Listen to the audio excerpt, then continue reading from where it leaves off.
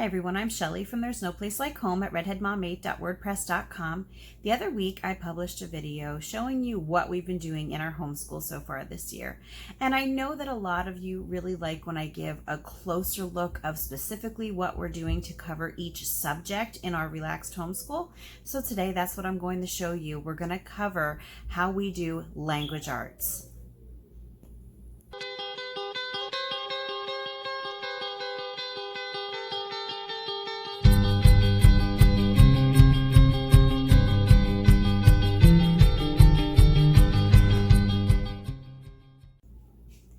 If you were to ask me what homeschooling methods influence our relaxed homeschool the most, I would have to say that it is Charlotte Mason mixed with a little bit of unschooling, and we put good use to unit studies. And we really like the unit study CONUS that we've been using in particular because it incorporates a lot of the Charlotte Mason methods into it, particularly living books, and there's a lot of copy work involved with it. So if you don't know what relaxed homeschooling is, relaxed homeschooling basically means that you aren't as strict and as rigid as a lot of school at home methods are. So typically what it means is that you will have some structure to your day, but that you leave a lot of the rest of the day for your children to learn naturally, to learn through play, to learn just by doing things and by living life. So in order for me to cover language arts, there are several different methods that we use. It's kind of a mixture of all of these things, and I'm going to do my best to describe to you how we use each thing and what we do with it. So first of all, read alouds are like one of the spines of our homeschool. And so obviously read alouds would fit into the language arts category.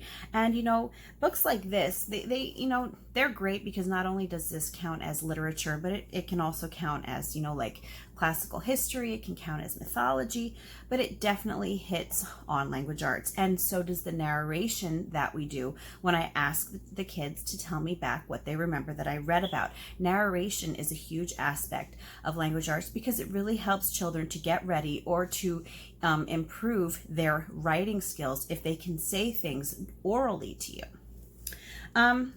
Now, what I'm going to say is that, yeah, I do use some workbooks with my kids for language arts, but this is not how we do most of our language arts.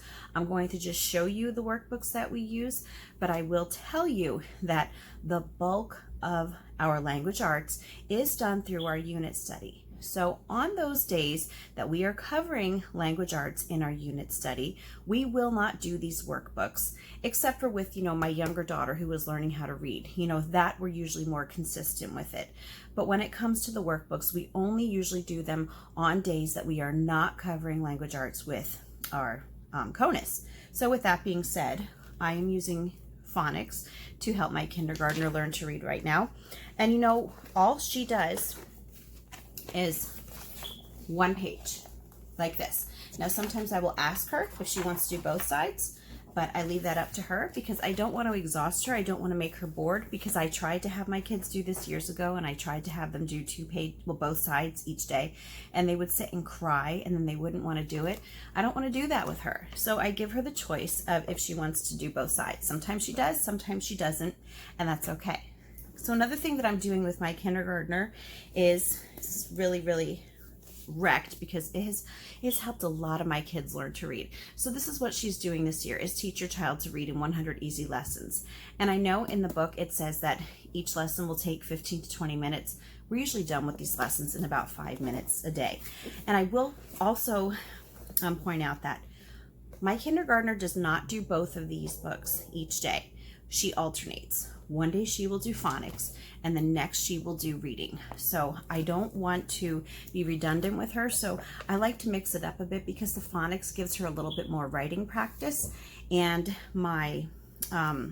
and then the reading gives her more of the sounding out words practice. And I don't know, did I call her a kindergartner? She's actually in first grade this year, so I don't know where my head is, but she's my youngest, so to me she's still my baby, so I think that's why I associated her with kindergarten, but no, she is in first grade this year.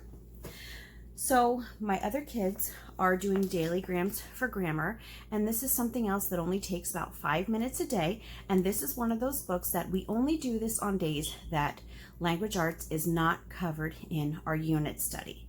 And now you have to remember that there are lots of different aspects of language arts. There is reading, literature, writing, vocabulary, spelling, grammar. Some people include speech. So there are a lot of different facets to it, but if any of those facets is covered in our unit study, we skip the daily grams for the day. So that is when they do this, though, is when we don't do a particular language arts activity with our CONUS. My kids also, now they do spelling every day, no matter what, even if we cover language arts in our unit study, they still do spelling each day. Now we use natural speller spelling lists, but we don't use the activities in them. For us, they were just a bit too schoolish. I love the lists though, so that is what my kids do. They just do 3 times each every day. They get a new list each Monday of 10 words, and 3 times each day, and it has helped them to improve their spelling so much. So they do all of this in a composition book, and as you can see here, my daughter has her spelling on one side, and then she has her daily grams work on the other side. Now we're going, oh, I should mention that one of my daughters also uses Life of Fred language arts because she really prefers that, and I couldn't find it. She must have it up in her bedroom, but that is what she is using, and that also just takes about 5 or 10 minutes every day. And it's nice because she can actually check that, because she just flips the page and all of the answers are right there. And she's older, she's 15, so she enjoys doing that. But now I'm going to really get into the fun part, okay? Because a lot of times when people think of relaxed homeschooling, they don't think of like all of these workbooks. But I have to reiterate to you that these workbooks, even though I showed you quite a bit here, they do not take a lot of time. And again, they're just really something that we fall back on if we don't cover language arts in our unit study. So one of the ways that we cover language arts in our unit study is through notebooking. So right here, this is an island journal. I actually did a video about, that I showed my sons. This is my daughter's. But this is a journal that they did. We are doing an explorers unit study. So I asked the kids to just keep a journal, pretending that they were an explorer. They discovered a new island, and every day I gave them a writing prompt. I told them what they should write about each day, and they loved doing this. So this is the journal that one of my daughters kept. I'm just gonna flip through a few pages just so that you can see. And see, that's why I don't use too many workbooks, because I want writing to be fun for my kids. I love writing, and I don't want it to be boring to them or to seem like a chore. So I won't flip through the whole thing, but that is one way that we cover language arts with our unit study. Now, there are so many other ways that you can cover language arts with your unit studies. You can do copy work. My kids a lot of times do copy work of Bible verses that have to do with the unit study that we are learning about. They will very often make lists of certain things. They will make charts. Sometimes they will write facts down for certain things. They will do narrations. And now today even, my kids learned about the word bien, the Spanish word for good. And we learned about how that is actually from a Latin word, and how we use the prefix B-E-N-E, bene, in English, and it is used in a lot of words, but it always means good, like in benefactor, benefit, benediction, benevolent. So we talked about that, and that was something that, yes, again, it was covered in our unit study. And the way that it actually came about was because one of the explorers that we're learning about is from Spain, and so that's how the Spanish word bien came in. And this is what unit studies are. It's just about following rabbit trails. So I'm going to show you some of the ways that we are covering language arts in our unit study. Sorry, this is our unit study notebook. This is my daughter's, and as you can see here, here is her copy work. She's got copywork over here. Over here, she wrote some facts about the Bronze Age.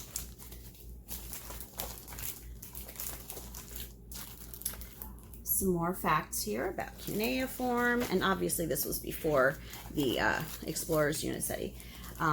We do glossaries. We also do glossaries in our unit studies. Very often I will have them put a glossary of vocabulary words in the back of the section for the unit study. So this was the glossary when they were learning about ancient history. But I will flip to the back of this one for our Explorers Unit Study, and she does have a glossary started for this one as well. This is just some more copywork here. Here is a chart, and a lot of times people might think, well, how is a chart language arts? Well, it's writing. So anything that is writing is language arts. They are learning how to spell when they are writing these charts. If they are writing complete sentences, they are writing punctuation. They are learning different vocabulary words if they don't know what things are that they're writing about. So yes, charts are included for language arts. Here was just a little story that she had written, and it had to do with Marco Polo. And I probably talked about that a little bit in one of my other videos. But I just wanted to show you that, you know, language arts isn't something, I know that a lot of people have a language arts curriculum or several workbooks that they use that seem to like take forever with their kids every single day. And I know that I used to do the same thing too when I started homeschooling. Actually for several years, my kids had spelling, writing, reading comprehension, grammar. I don't know if I'm missing, and vocabulary. So yeah, they had 5 different language arts workbooks, and I would usually have them work in them, if not every day. Some of them they would be working in 2-3 days a week, and it was really boring, not only for my kids but for me as well, because a lot of times they would want me to sit with them, you know, in case they needed help, which is something that I do even now with my kids. And I remember sitting and looking at this reading comprehension book, and I'm like, wow, these passages are boring. If an adult does not want to read these and answer the questions, why would a child want to? How is this going to hold their interest? So that was when the light started coming on, and the more reading that I did, especially John Holt, Learning All the Time, Teach Your Own, the John Holt book of homeschooling, and How Children Learn, they were a great inspiration for me because it really helped me to understand how kids really do learn and how everything is tied together. You don't have to separate language arts in order for your kids to learn them. Everything is tied together, and not even just language arts. All subject areas are tied together. But since we're just specifically talking about language arts today, that's what I'm going to leave it at, is that all of the areas in language arts are tied together, and you don't have to have your kids do 5 different language arts workbooks a day, or you don't have to have them maybe do a language arts curriculum that will take them 45 minutes to an hour of kind of boring, redundant work every day. You can make language arts fun, and you know, that's really a huge aspect of relaxed homeschooling, is the relaxed part. You want your kids to enjoy what they're doing. You want to bring fun into it, and you don't want it to seem like they are just tied to a desk doing nothing but writing worksheets all the time. Make it fun. You know, bring in copywork, even if it's copying recipes or song lyrics or their favorite poems. Last year and the year before, my kids had copybooks of Shel Silverstein poems, and they loved doing that. This is the first year in a while that we weren't doing them. But, you know, just be creative with your kids and think about all of the different ways that you can get your kids to read, that you can get them to write, and even, you know, to learn how to do grammar. Yes, the daily grams is a huge help because it shows a lot of things to my kids that, you know, that way I know that certain things are covered, but our unit study, it does cover that. And also Mad Libs is a great thing that we use once in a while too. We haven't used it much this year. We used it a lot more last year, but today my 9-year-old, she was asking for Mad Libs. Or was it my 11-year-old son? It might have been both. I don't remember. But anyway, you know, just remember, homeschooling does not have to look like school, especially relaxed homeschooling. Anyway, that's all that I have for you today. If you like this video, give it a thumbs up. If you haven't subscribed yet and would like to hear more of what I have to say, I would love if you would do that. If you have any questions or comments, you can leave one over on Instagram because YouTube always disables my comments. And if you like my work and would like to check out my Patreon page, I will leave a link in the description box for that as well. And today I would like to give a shout out to another Patreon patron today, and I would like to say thank you so much to Amanda. Thank you so much for supporting me, and it's such an encouragement to me. It's an encouragement to know that people watch my videos and that they are being helped by what I have to say, and that's really why I do this. And I hope you all have a great day.